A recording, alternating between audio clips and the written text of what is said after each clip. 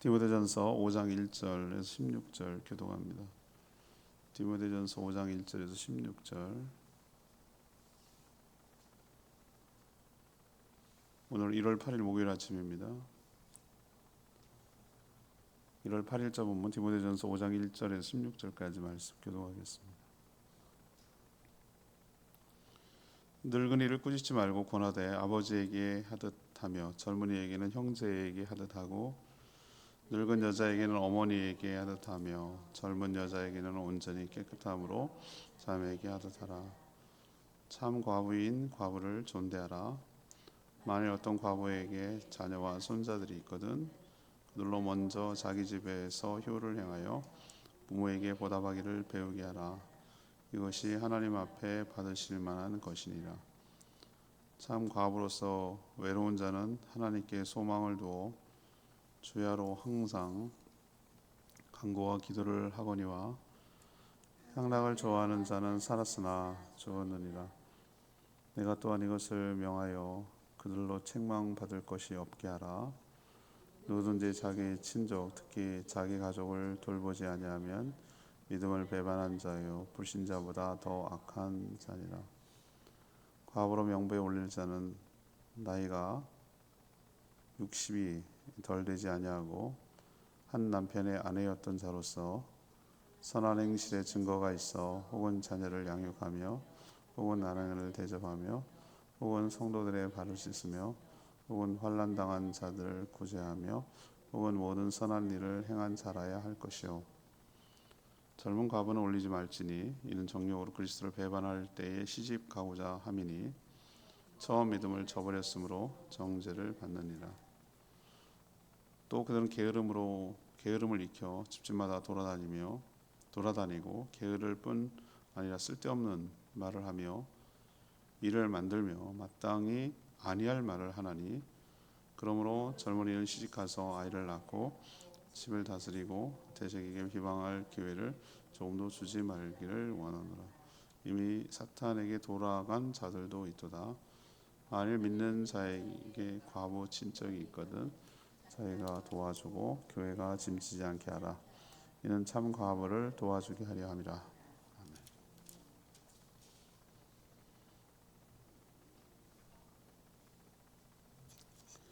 사도 바울은 디모데에게 성도들을 가족처럼 친근하게 대해야 돼 존대하라고 이렇게 권면합니다. 교회 안에서 이 과부들을 잘 보살피라고 권면합니다.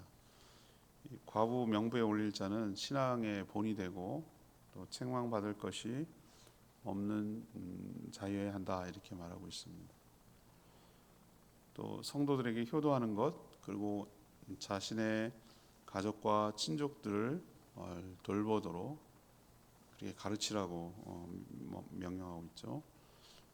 대적에게 원수들에게 비방거리가 되지 않도록 바르게 살도록 가르칠 것을 디모데에게 당부하는 내용이 오늘 전체적인 내용입니다. 오늘 질문은 성도를 어떻게 대해야 하는가? 성도와 성도를 어떻게 대해야 되는가? 기자가 또 성도를 어떻게 대해야 되는가? 이런 관계에 관한 이야기를 좀 나누려고 합니다.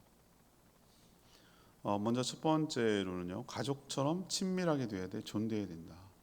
가족처럼 친밀하게 돼야 돼, 존대해야 된다. 디모데전서는 공적인 성경이죠, 편지기도 하지만 또 어떤 면에서는 사도 바울이 디모데에게 어떻게 목양을 하고 교회를 다스려 나갈 것인지에 대한 어떤 목회에 대한 지침 같은 서신이기 때문에 분류를 굳이 하자면 이것은 이제 바울의 여러 편지 중에서 목회 서신이다 이런 표현을 쓰고 분류를 하는 걸 알 수 있습니다. 사도 바울이 디모데에게 에베소 교회, 지금 에베소 교회를 상정하고 지금 이런 얘기를 하는 건데 그 성도들을 어떻게 대하며 다스리며 목양을 해야 되는지에 대한 일종의 지침 같은 것을 지금 주는 게 전반적인 내용이라고 할 수가 있는 것이죠. 오늘은 성도를 대하는 태도에 있어 언급하는데 먼저 연로한 남자, 늙은이는 이런 표현했지만 요즘 늙은이 이런 말 써도 참 그런 말이 맞는 말인데 그것도 기분 나쁜가 봐요. 다 자기는 젊다고 생각하는 것 같아요. 그래서 늙은이는 여기 남자입니다.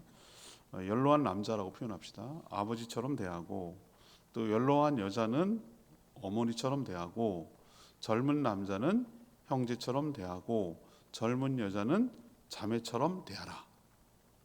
이게 권면이에요. 그러면 이게 뭐야? 전부 다 가족이죠. 아버지, 어머니, 형제, 자매, 가족이죠. 요즘 가족처럼 대하라는 게 욕일 수도 있어요. 하도 이상해가지고 가족인데 더 무서워. 뭐 그런 경우도 있지만 우리가 통상적으로 알고 있는 형제, 자매와 가족, 어머니, 아버지처럼 뭐 하라고요? 가족처럼 친근하게 대하라. 라는 게 일단 기본이에요. 그런데 여러분, 그게 아닌 거 알잖아요. 가장 가까운 사람이 가장 상처가 많은 거 여러분 아세요? 가족들 간에, 특히 부모 자식 간에 그게 굉장한 그 평생 끌어안고 살아가는 사람들 의외로 많습니다. 의외로 많아요.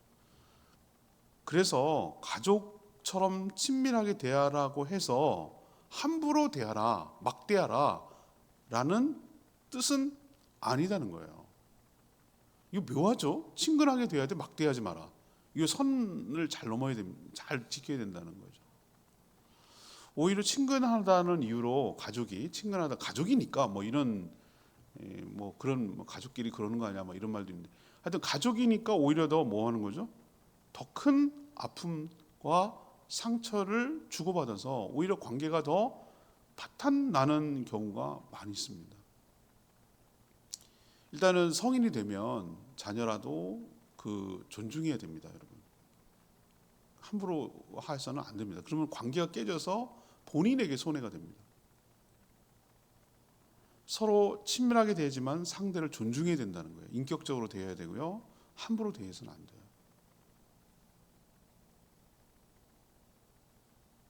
존중한다는 거 아시죠? 뭐 하라 이렇게 막 그냥 막 그렇게 뭐 하는 거 아니고 항상 물어봐야 되고 의견을 존중해야 되고 생각 있고 자기가 아닌 너 해버리면은 강요하면 안 되고 뭐 그런 것이 있단 말이에요. 부모 자식 간에도. 그래서 오늘 보면 늙은이는 뭐 하지 말고 꾸짖지 말고 자매는 어떻게 하고 깨끗함으로 온전히 깨끗함으로 대하고 그렇게 하라는 거예요. 지금 지침을 주고 있잖아요. 세상에는 어떻습니까? 그때 당시는 더하죠. 지금보다. 얼마나 지위, 신분, 계급 이런 게 너무 분명하잖아요. 노예도 있었고 당시에 종도 있었고 우리 조선시대 생각하면 알잖아요. 너무 그 상반 관계가 있기 때문에 양반과 평민이 너무 차이가 나잖아요. 천민은 뭐 말할 것도 없고. 그렇기 때문에 세상에는 지위와 신분에 따라 여러 가지 차등하게 대하는 게 당연하게 여기는 세상이에요. 이런 얘기를 한다는 게 굉장히 파격적이에요. 당시로서는. 지금은 너무 당연한 얘기지만. 우리도 마찬가지예요. 이게 참 지키기가 아주 어려운 겁니다, 이거. 그렇다고 막 너무 격식 따지고 뭐 예의 따지고 막 이렇게 해서 그러면 사람이 뭐 하는 거죠? 친밀해지지가 않잖아요. 맞죠? 너무 그 어려워하고 이렇게 뭐라 그럴까요? 막 내외하고 그냥 막 이렇게 하면은 친할 기회가 없어요. 그죠? 겉돌죠. 그냥 관계가 형식적이고 그냥 피상적이 되죠. 그렇다고 또 너무 뭡니까? 달라붙으면 어떻게 됩니까? 또 허물이 보이고 갈등이 생기고 뭐 이래서 어려움이 있는 거예요. 참 이게 참 어렵습니다. 이런 말을 하면서도 어렵습니다. 그렇지만 우리는 기본적으로 이런 마음을 가져야 되는 거예요. 뭐죠? 서로. 그래서 저는 그 적정한 관계에도 거리가 필요하다. 선을 넘지 말아야 된다. 멀어져도 안 되고 붙어버려도 안 되고 어느 정도의 관계 여백이 있어야 된다는 거죠. 완충지대가 있어야 되고 서로 잘 친밀하게 지내되 서로 그렇다고 섞이고 엉기고 그래가지고 이 그러니까 너나 구분이 없을 정도로 그렇게 막가버리면 안 된다. 그 지점을 잘 찾아놔야 된다. 그리고 그 길을 잘 찾아가야 된다. 그래야 그 관계가 어떻죠? 오래가고 또 계속될 수 있는 관계가 되는 것이죠. 기억하십시다. 성도는 성도끼리 누구나 성도 안에 교회 안에서 가족처럼 친밀하게 대하라. 그렇지만 함부로 대하지 말고 서로 뭐하게 여겨라? 존귀하게 여겨라. 이것이 일종의 교회 내의 관계의 지침이라고 할 수 있습니다. 자, 두 번째 얘기는 오늘 전체적인 관계 얘기니까 좋은 인간 관계를 성도들의 관계를 맺도록 가르쳐야 된다는 거예요. 가르쳐야 된다. 이게 저절로 되지 않는다는 거예요. 관계가 시간이 지난다고 저절로 됩니까? 우리가 얼마나 많은 노력을 해야 됩니까? 여러분 그거 아시죠? 그죠? 부단히 노력을 해야 됩니다. 이 사람 묘하게 있잖아요. 자주 안 만나고 뭐 연락도 없고 소원해지면 그러면 관계 끊어지는 겁니다. 저는 더 이렇게 막 사람을 목말라 하지 않고 찾지 않는 사람 스타일이기 때문에 또 어디 가면은 굉장히 막 집중하는 게 너무 힘들고 기가 빨리고 막 지치고 막 힘들어요. 예. 그런 스타일이기 때문에 그 막 제가 일부러 막 전화 일이 없는데도 전화 막 이러지는 않아요. 저는 하지는 않는데 정말 저한테는 큰 용기를 내고 전화를 하고 막 뭐 하는 거거든요. 근데 내가 이런 성향을 아니까 열심히 나는 일처럼 의무적으로 막 그렇게 내가 스스로 노력하지 않으면 안 돼. 그래서 내가 최소한의 하는 것은 생일이 되면은 카톡을 보내주고 뭐 이렇게 하는 거가 저로서는 그 관계의 끈을 유지하기 위한 최소한의 뭐라 그럴까 그런 거예요. 그런데 뭐 칭찬해 주는 분도 있어요. 제 동기 목사님 저도 목회할 때 그렇게 했는데 동기들까지 이렇게 챙기시는 모습에 참 감동입니다. 어제 우리 김정필 목사님 이렇게 얘기하더라고요. 칭찬해 주는 거죠. 나도 해봤는데 그게 대단한데 그걸 꾸준히 하시니 참 대단하십니다. 뭐 이런 칭찬하는데 어떤 분은 톡을 넣었어요. 그래서 생일 축하합니다. 정말 강건하십니다. 이렇게 했는데 반응 일절 없어. 하트도 안 눌러. 쌩 까는 거죠. 쌩 씹는 거죠. 그러면 내가 한 번은 더 기회를 줘요. 한 번. 그 다음에 또 한 번 기회를 줘요. 그래서 해요. 그래도 반응이 없어. 그건 끝이에요. 저는. 나랑은 관계를 맺고 싶지 않구나. 내가 굳이 이렇게 되는 거예요. 그래서 정리된 사람 많습니다. 그래서 카톡이 탁탁탁탁 친구 차단되는 사람이 꽤 많아요. 저 사람하고 나하고 이제 볼 일이 없다는 거죠. 냉정하게 끊어야죠. 내 관계 질척거릴 이유는 없다는 거죠. 자, 이처럼 관계는 시간이 지난다고 좋아지는 게 아니고 끊임없이 상호간에 제가 말했죠. 상호간에 한 사람만 일방적으로 하는 게 아니라 상호간에 뭐 해야 돼요? 서로 노력을 해야 돼요. 또 지도자는 관계 맺는 법을 뭐 해야 되죠? 가르쳐야 돼요. 가르쳐야 된다고. 당신은 과부가 많았겠죠? 우리 제주도처럼 이래 죽고 저래 죽고 물질하다 죽고 배 타고 나가다 죽고 폭삭 속았다 보면 모르세요? 관식이 아빠네 다 죽었잖아. 거기 나가면 죽고 뭐 이렇게 죽고 4.3 때 죽고 뭐 전쟁통에 죽고 일제에 끌려가서 죽고 이래 죽고 저래 죽고. 그래서 우리들의 블루스처럼 김혜자처럼 이렇게 한 남자가 두 명의 여자를 두고 뭐 그런 게 제주도에 많이 남아있단 말이에요. 남자가 귀하니까 무시하니까 과부라고. 그래서 당시에도 더 했겠죠. 그래서 과부가 많았던 모양이에요. 교회 안에. 그래서 심지어 뭐까지 만들었어요? 과부 명단을 이렇게 명부까지 만들었어요. 그래서 명부를 만드는 이유는 그것을 관리하고 지원하기 위한, 체계적으로 지원하기 위한 것으로 보여요. 지금은 국가와 사회가 어느 정도 사회보장제도, 사회복지 차원에서 사회적 약자에 대해서 많이 돌보잖아요, 그죠? 예를 들면 장애인이라든가 노인이라든가 혼자 된 한부모 가정이라든가 뭐 이런 사회적 약자들이 많잖아요, 그죠? 우리나라 참 좋은 나라예요, 내가 보니까. 아니 물론 뭐 더 좋아져야 되지만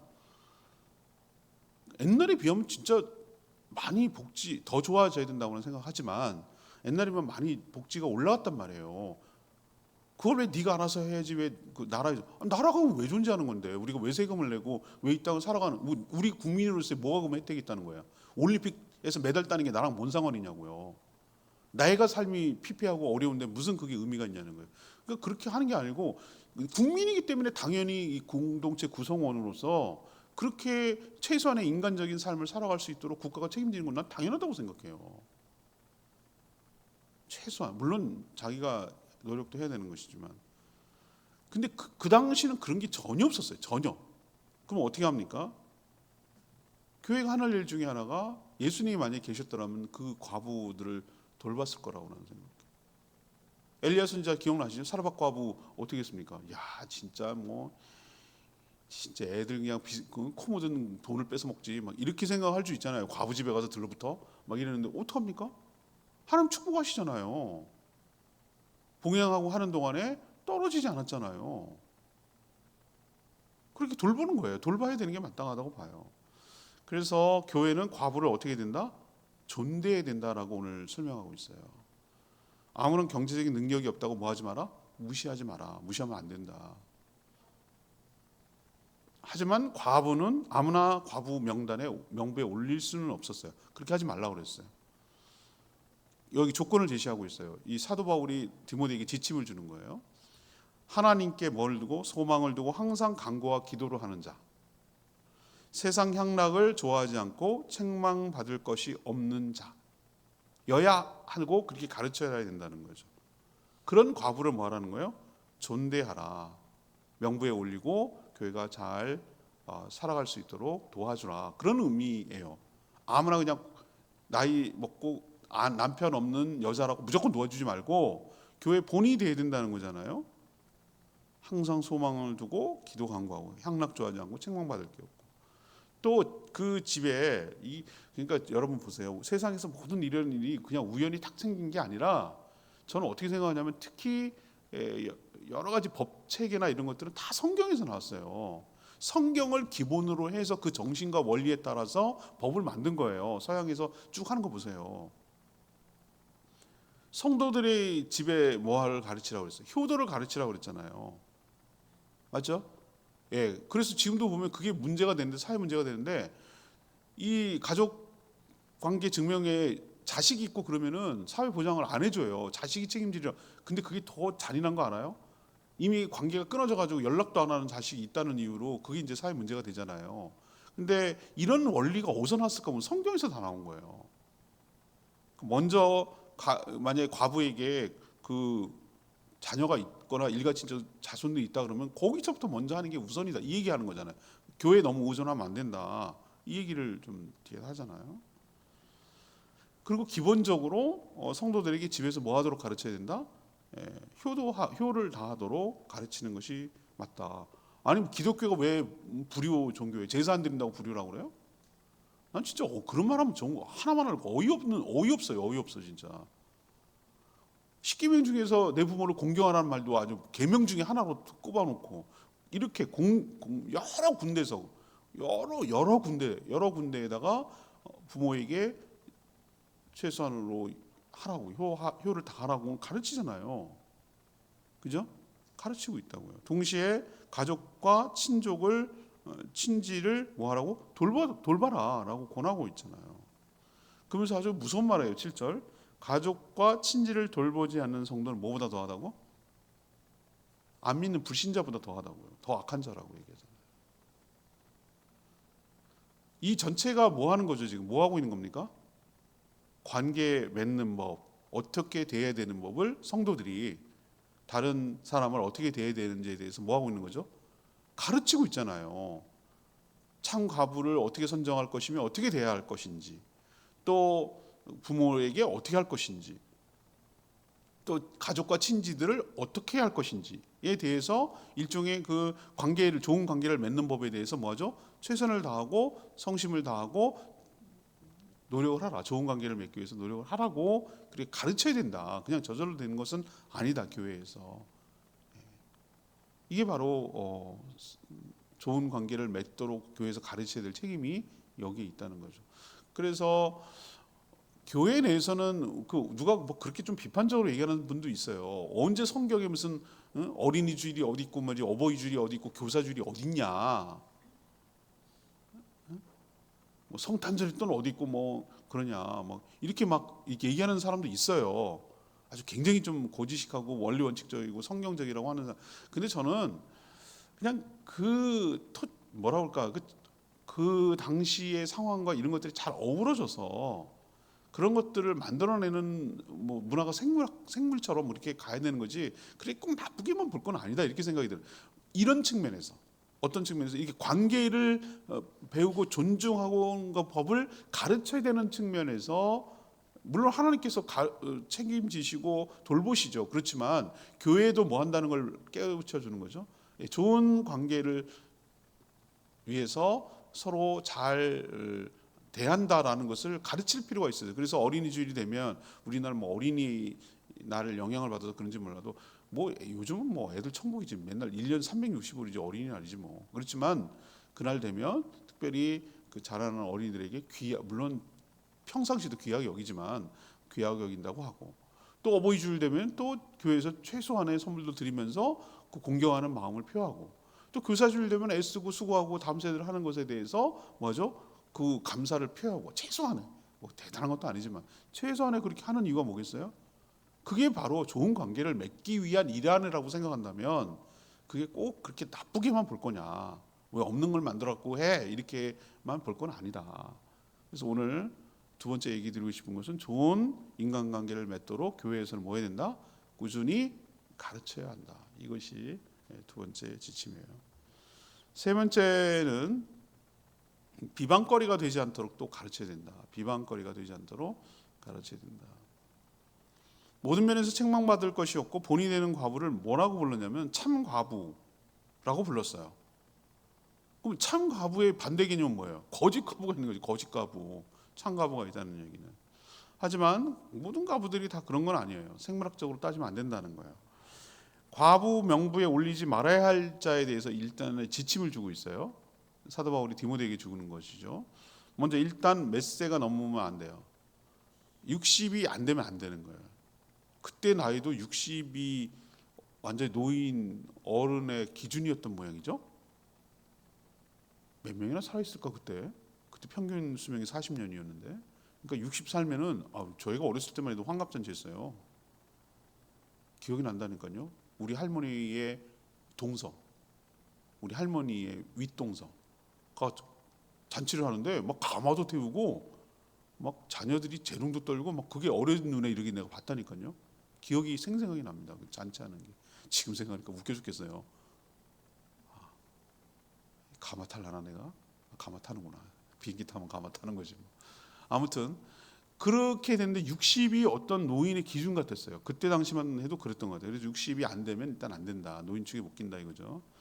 물론 나이가 성숙을 말하는 것은 아니나 젊은 과부들은 아직도 정욕 때문에 그리스도를 배반하고 또 재혼할 수 있기 때문에, 아니 재혼해도 결혼 신앙생활하면 되잖아. 여기서 말하는 것은 안 믿는 사람한테 넘어가가지고 자기 살려고 그렇게 하는 것. 그래서 그리스도를 배반하고 재혼할 수 있다. 그렇기 때문에 명단에 그렇게 함부로 올리지 마라. 뭐 이런 얘기를 하는 것 같아요. 그리고 참과부는 선한 행실에 뭐가 있어야 된다? 증거가 있어야 하는데, 예를 들면 자녀를 잘 양육하고 나그네를 잘 대접하고 성도들을 뭐하고 섬기고 환난 당한 자를 구제하는 모습이 있어야 된다. 이런 모습이 있을 때 참과부 명단에 올려라. 어떤 분은 제가 권사 취임하고 뭐 하는 그 예식을 갔을 때 이 본문을 갖고 얘기하더군요. 아니 그래서 내가 속으로 아니 과부잖아. 근데 왜 권사라고 얘기해 여기다가? 막 이렇게 생각을 하긴 했어요. 근데 권사라는 게 성경에 직분이 없어요. 없어요. 아예 없어요. 그런 명칭이 없어요. 그러니까 뭐 하는 거죠? 그냥 여기다 빗대가지고 여기서 빗대가지고 이런 게 있어야 참 과부에 들어갑니다. 뭐 이렇게 하려고 이 본문을 끌어서 얘기하는 걸 내가 봤어요. 들었어요. 아무튼 이거는 뭐 모든 존경을 받을 여자 성도들에 대한 덕목이라고 할 수 있죠. 자녀 양육, 나그네 대접, 성도 섬기는 거, 환난 당하는 구제하는 삶이 보여야 된다는 거죠. 이거는 긍정적인 측면. 안 되는 케이스를 얘기하고 있어요. 게으르며. 게으른데 이 집 저 집은 열심히 다녀. 이건 웃긴 거. 게으르다는 개념이 뭐 움직이지 않고 가만히 있는다는 게 아니라 쓸데없는 일에 열심히 낸다 이거지. 게으르다는 게 막 늦게 일어나고 늦게 일어나서 눈 비비고 오고 그런 게 게으른 게 아니고, 여기 하는 거 보세요. 게으러서 이 집 저 집 다니면서 뭐하고 험담을 늘어놓고 일만 만드는 사람이 제외될 사람이에요. 사도 바울이 얼마나 그게 문제가 심각하고 그런 문제가 됐으니까 이런 얘기 들었으니까 이런 얘기를 하는 거 아니겠어요? 그러면서 하는 말이, 그런 여자는 차라리 재혼을 해갖고 아이 낳고 평범하게 살아가는 것이 오히려 원수들에게, 안 믿는 사람들에게 비방거리가 되지 않고 교회에 욕을 먹이지 않는 일이다. 그렇게 하라고 해라 라고 권면하잖아요. 불신자는 예수 그리스도를 모르거나 믿지 않는 사람들이죠. 그러면 성도들, 예수 믿는다는 사람들의 삶을 보고 뭐 할 뿐이죠? 판단할 뿐이에요. 비방거리가 되지 않도록 뭐 해야 됩니까? 우리가 가르치고 바르게 지도할 필요가 있는 것이죠. 그러면 저는 목회자로서 뭘 따야 됩니까? 이건 여자만 해당됩니까? 모든 성도가 그래야 되는 거예요. 자녀를 잘 양육하고 나그네를 잘 대접하고 성도들을 섬기고 환난당한 자를 구제하는 삶을 살도록. 반대로 게을러서 이집저집 다니면서 사람 만나면 부정적인 얘기, 쓸데없는 얘기, 도움 안 되는 얘기, 남 깎아내리는 얘기, 험담하는 얘기, 흠잡는 얘기, 이런 것만 일삼는 사람, 말만 많고 쓸데없는 말만 하는 사람은 하지 못하도록 뭐 해야 되는 거죠? 가르쳐야 돼요. 그리고 자기의 삶이 본이 되라고, 가정을 잘 책임지면서 양육하는 일에 본이 되도록 해서 원수들에게 비방거리가 되지 않도록 가르쳐야 될 필요가 있다는 거예요. 이런 지침, 오늘 관계된 지침을 내리고 있는 줄 압니다. 역시 레마의 말씀 10절 말씀이 크게 다가왔어요. 10절, 선한 뭐가 있어야 된다고요? 행실의 증거가 있어야 됩니다. 과부는 직분은 아니에요. 과부라는 게 직분이 어디 있어요? 근데 참과부 명단, 이 구제를 위한 명단에 올라가기 위해서는 뭐가 필요하냐면 검증 과정이 필요했어요. 선한 행실이 바로 증거였어요. 하나님께 소망을 두고 주야로 항상 간구와 기도를 하며 세상 향락을 멀리하는 자여야 한다. 반대로 게을러서 쓸데없는 말을 하며 일만 만드는 자가 되어서는 안 된다. 이게 이제 기준이죠. 또 과부가 되기 위해서 자녀들을 잘 양육하고 손님들을 환대하고 접대하며 또 성도들을 섬기는 선한 삶에서 선한 열매가 있어야 된다. 근데 이게 왜 과부만 해당돼요? 모든 성도들이 이렇게 살아서 선한 행실이 있을 때 비방거리가 되지 않고 교회가 덕이 되고 교회가 든든히 서가게 될 줄 믿습니다. 오늘 말씀 붙들고 기도하기 전에 관계에 대해서 오늘 쭉 얘기해서 가족처럼 대하고 존대하라고, 좋은 관계를 맺도록, 비방거리가 되지 않도록 785장 찬양집 사랑의 나눔 이창정 부르고 기도하겠습니다. 785장입니다. 사랑의 나눔 있는 곳에 785장 찬양합니다. 하나님께서, 예수님께서, 성령님께서 우리와 함께 하실 줄 압니다.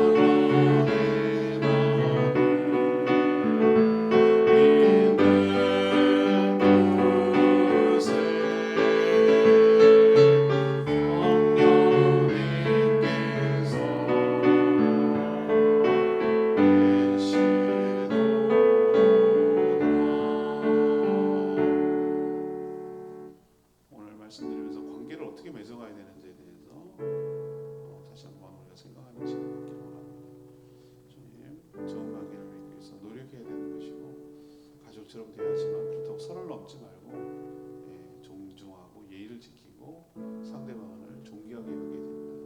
이런 기본을 가르치고 비방거리가 되지 않도록 해야 된다. 이렇게 살게 해달라고 주여 외치며 기도합니다. 주여 하나님 사랑의 나님